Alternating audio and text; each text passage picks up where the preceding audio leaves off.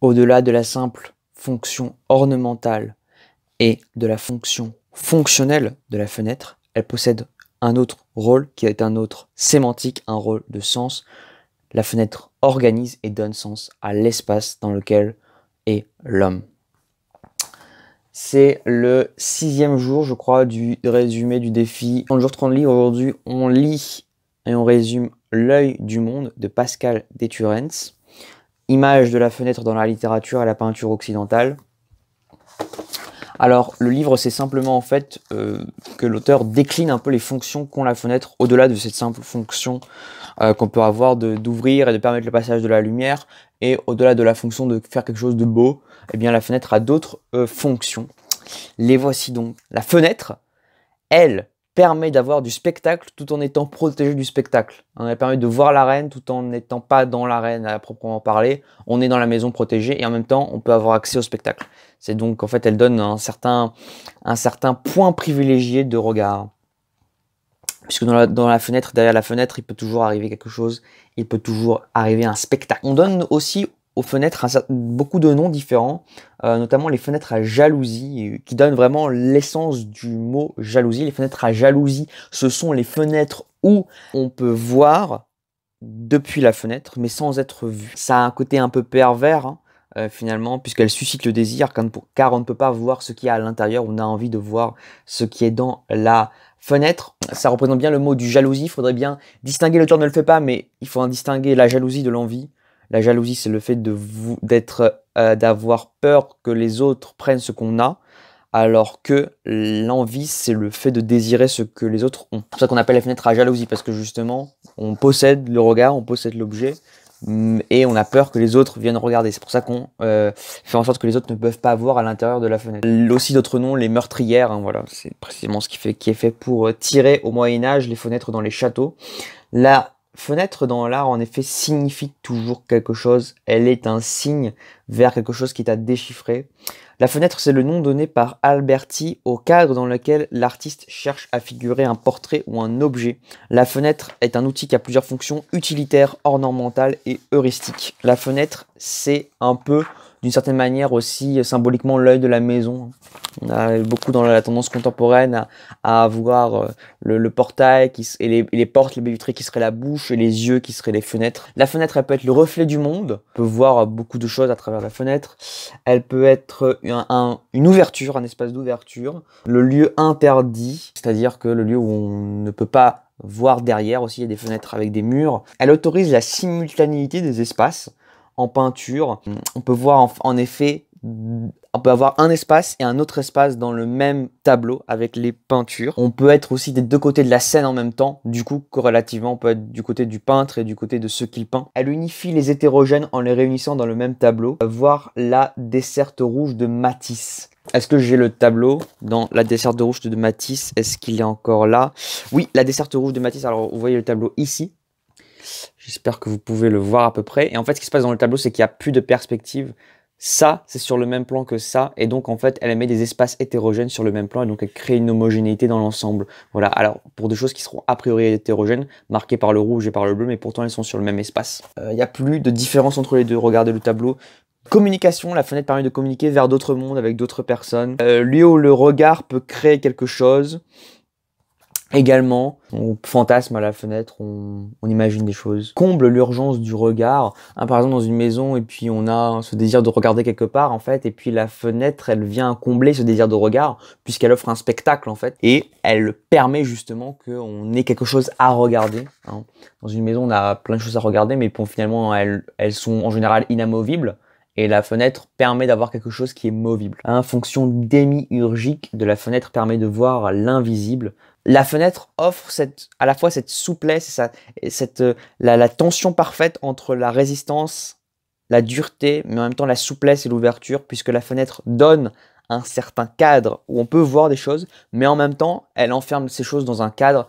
Et donc, en fait, elle donne à voir quelque chose, elle oriente le regard, et elle permet des choses en même temps, elle cache, elle masque, puisqu'elle ne donne pas l'ensemble du visible complètement. On se souvient aussi également de Baudelaire, changer la laideur du monde en beauté. Le topos du poète à la fenêtre, dans je sais plus quel poème qui raconte ici, Baudelaire, il fait venir quelqu'un et puis pour changer justement des fenêtres, et puis il le vire parce qu'en fait il l'aime pas du tout, et après il lui jette un pot à la figure. Quand il descend et comme ça il lui jette un pot depuis la fenêtre, voilà. Ça c'est devenu un topos de la littérature. La fenêtre inaugure quelque chose comme l'âme humaine, hein. On se souvient, les yeux sont une fenêtre vers l'âme. Elle est en fait la frontière entre l'intériorité et l'extériorité. La fenêtre est également du coup un échappatoire dans la maison, le lieu d'une respiration, la prison, la fenêtre c'est le symbole de la prison, mais en même temps du coup de la liberté, de l'échappatoire devant cette prison. Les personnages de Flaubert sont souvent devant des fenêtres au moment où ils sont prisonniers de leurs fantasmes, de leur imagination, de leurs rêves.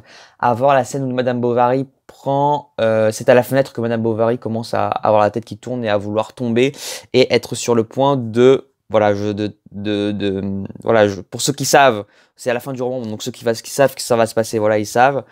Pour les autres, vous pouvez lire le roman, je ne vous spoile pas. On sait que la vie est courte et l'art difficile et long. Vita brevis ars longa. Et la fenêtre offre en fait ce symbole de cette vie qui est très très courte, hein. Le temps passe très vite et en même temps, pour une fenêtre, ça demande beaucoup de temps. La fenêtre, c'est l'alliage entre le statique et le dynamique. Le statique qui est représenté par l'intériorité et le dynamique qui est représenté par l'extériorité. Mais à l'intérieur de la fenêtre elle-même, également qui est vu dans la fenêtre, du visible qu'offre la fenêtre, il y a un certain côté statique, puisque la fenêtre encadre, et un certain côté dynamique, puisqu'il y a du passage dans la scène. Elle est à la fois lieu, objet et situation. Un lieu, on se trouve à la fenêtre, un objet, la fenêtre en tant qu'objet, on peut la toucher, et la fenêtre en tant que situation, elle offre un paysage. La fenêtre aussi, également, objet très très beau, le vitrail, hein, où la fenêtre, au lieu de donner du visible, donner à voir, elle raconte, elle décrit, elle illustre, elle rappelle. Elle est la visibilité du sacré, où on voit la parole de Dieu directement sur la fenêtre. Hein, l'évangile, la Bible est racontée sur des fenêtres, donc on voit la parole de Dieu directement sur la fenêtre. La joie du temps, la fenêtre permet de jouer sur l'asynchronie et la synchronie. Parfois, sur les tableaux, on voit ce qui se passe à l'intérieur de la fenêtre, et à l'extérieur de la fenêtre, il se passe pas la même chose au même moment. Et des tableaux comme ça, si je peux les retrouver, Peter Bruegel, l'alchimiste, voilà, il se passe pas la même chose à ce moment-là que à ce moment-là. Vous pouvez regarder le tableau également. Le tableau donne aussi, la fenêtre donne aussi le rêve d'omnivisibilité. On peut tout voir depuis la fenêtre, hein, presque. L'éloge de la lumière, puisque au fond, c'est grâce à la lumière que tout sens naît dans la maison. S'il n'y a pas de lumière, il n'y a pas de sens, puisqu'il n'y a que de l'ombre et de l'obscurité. Et la fenêtre est l'origine de cette lumière, donc elle fait toujours un éloge à la lumière. La confrontation avec soi-même, car la fenêtre, c'est aussi la fenêtre est une confrontation avec soi-même, puisque la fenêtre est également miroir et lumière en même temps. Donc on se voit soi-même dans la fenêtre. Donc on se voit regardant le monde en même temps qu'on le regarde, alors que dans le miroir on ne voit que soi. La fenêtre est un seuil également, un point de passage entre le sacré et le profane aussi également, surtout dans l'art par exemple. Je sais pas, il y a beaucoup de tableaux chrétiens par exemple où il y a quelqu'un qui est là dans la maison, et puis au-delà de la fenêtre il se passe une scène incroyable, une scène magique de Dieu. Donc c'est le seuil entre le sacré et le profane. Elle concentre le sens, le spectacle, et en même temps qu'elle concentre le sens et le spectacle, il n'y a aussi rien à voir. Parfois à la fenêtre il n'y a rien à voir. Ça c'est les fenêtres américaines, notamment Denis de Hooper, où on voit il y a une lumière, et puis il y a la fenêtre, et puis il se passe rien. Ça c'est vraiment les tableaux du XXe siècle. C'est aussi l'attente d'un spectacle, hein. On se rend compte qu'on est vide soi-même, puisqu'on est obligé d'être confronté à soi-même, et qu'on regarde la fenêtre, c'est qu'on n'a rien à faire avec nous-mêmes, on a du mal à se confronter avec nous-mêmes, donc la fenêtre offre un échappatoire, et elle est le signe finalement du vide de notre projet, de notre soi-même.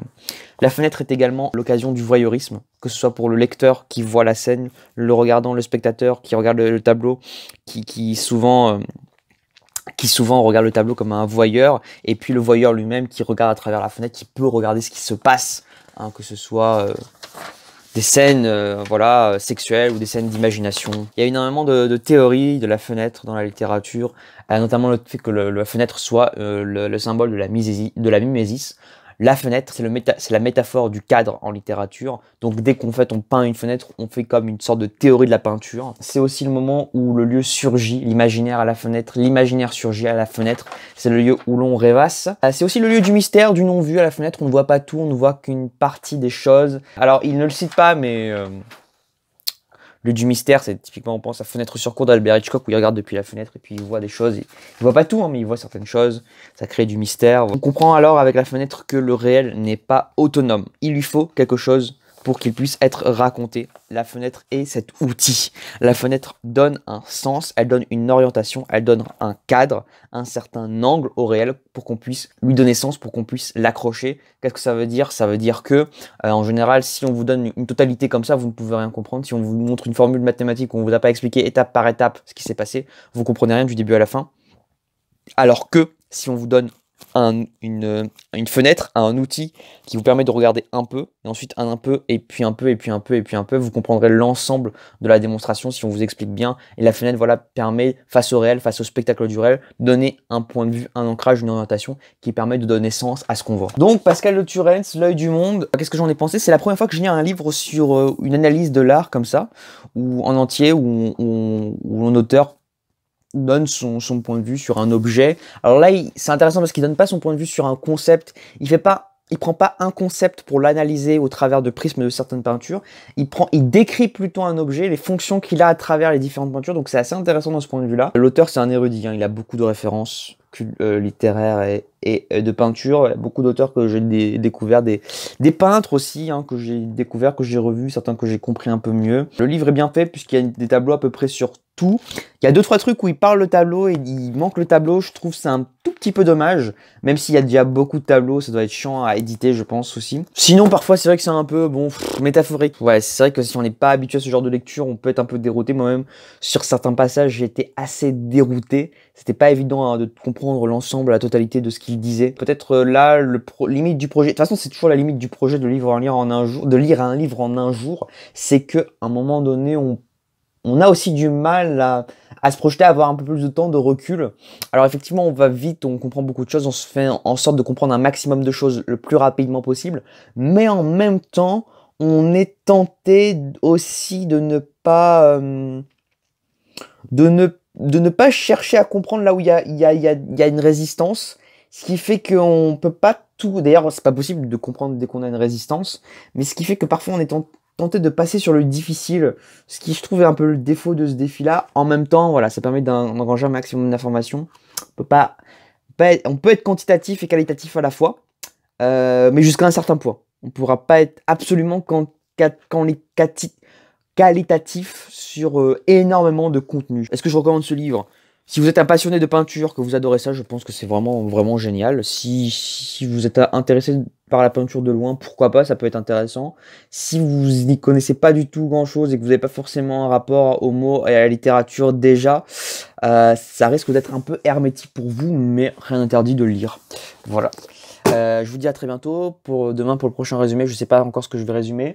Le temps, je vous ai pas montré, donc à peu près ça a duré à peu près 20 minutes la vidéo. Il est 23h20, lundi 18, on est le Blue Monday pour ceux qui connaissent. Donc j'avais fini une demi-heure avant, mais j'ai dû faire quelque chose juste avant, ce qui fait que j'ai fait le résumé qui aura 15 minutes de retard. Mais voilà, je suis encore dans les temps. On continue.